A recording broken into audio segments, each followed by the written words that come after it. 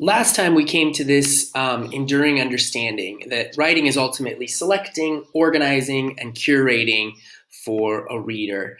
Um, Today, we're going to kind of go through that process together. So I have for you here the IB definition of synthesize. Synthesize is one of those words, it's an academic word. It sounds kind of big and scary and intimidating, but really this definition is very elegant, combining different ideas in order to create new understanding. And that's what we've been seeing again and again in the mentor texts that we've been looking at.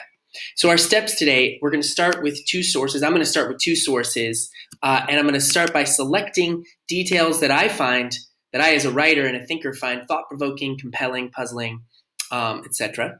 And then I'm going to synthesize those. And finally, we'll come to a word on citation. So let's jump right in.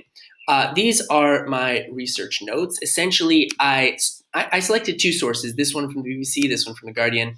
And honestly, I sort of selected them at random, just from the task sheet, from the source bank that we're working with.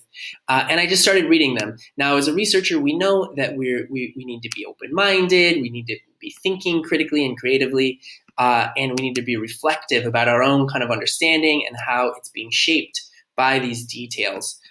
So I'll show you this piece from the BBC here. Are we close to solving the puzzle of consciousness? You might have read that one. And it kind of starts off with the simple question, can a lobster feel pain in the same way as you or I? Jumping into questions of whatever nociceptors are, I don't know what that means. Are they actually aware of the sensation? So the piece is grappling with these questions. Now, this bit here that's highlighted, that's my highlighting, and that's my selection of a detail which made me think. So I'll read it to you. When you or I perform an action, our minds are filled with a complex conscious experience. We can't just assume that this is also true for other animals, however, particularly ones with such different brains from our own. It's perfectly feasible. Some scientists would even argue that it's likely that a creature like a lobster lacks any kind of internal experience compared to the rich world inside our head.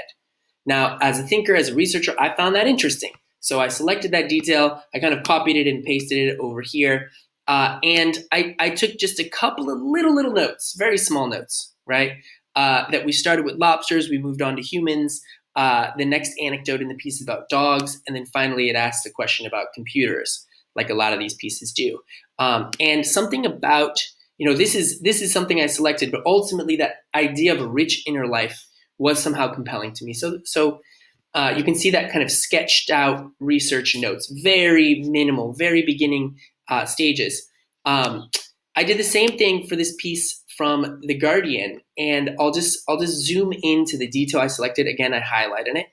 And the context, they're talking about this first kind of academic conference on questions of consciousness, and there was a key moment where these questions kind of a key moment in time where these questions really started to come to the forefront. Scientists and philosophers started to kind of disagree about questions of consciousness.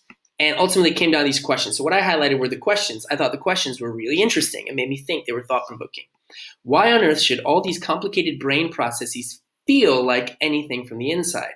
Why aren't we just brilliant robots, capable of retaining information, of responding to noises and smells and hot saucepans, but dark inside, lacking an inner life? And how does the brain manage it? How could the 1.4 kilogram lump of moist, pinkish beige tissue inside your skull give rise to something as mysterious as the experience of being that pinkish beige lump and the body to which it is attached? I liked the elegance and the language here, and these questions just made me think. So I selected that detail, sort of copied it and pasted it over into my kind of cheap version of research notes. Now you guys have much more developed research notes through the tables that you were creating, and then ultimately your annotated bibliographies. And again, I kind of came back to this idea of inner life, which was mentioned there, right? Why aren't we just brilliant robots lacking an inner life? Why or how do we have an inner life? That was an interesting idea. So you see what I've done? I've looked at a couple of sources. I've selected details. I've pulled them into some kind of a process, document, notebook, whatever. Now, the next step is to kind of use these, this they say, I say, I guess, paradigm that we've been exploring and experimenting with. So what I'm going to do is I'm actually just going to pull these things here. I'm going to pull this into this they say box, because that's where we started, right? We started with the they say, and then we come to what do I think about that? Now that's me as a writer and a thinker. So I think one thing interesting about this is that it seems to say something to me, or it makes me think about this human tendency to project our own experience onto others. In this case, onto things like lobsters, dogs, and computers. And I like that this piece pointed out the assumption underneath that. So that's kind of my first thought about that. Now let's do the same down here.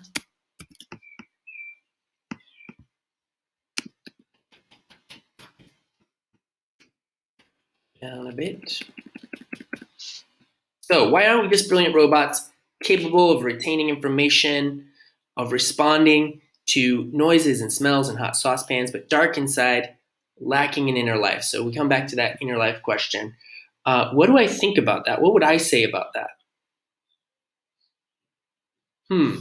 Well, I'm still thinking about projection, how we experience the world in a certain way. So we wonder or we assume that maybe lobsters, maybe dogs, and maybe someday or maybe already computers could experience things in the same way.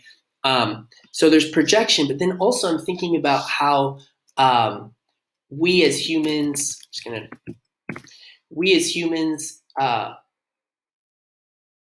are interested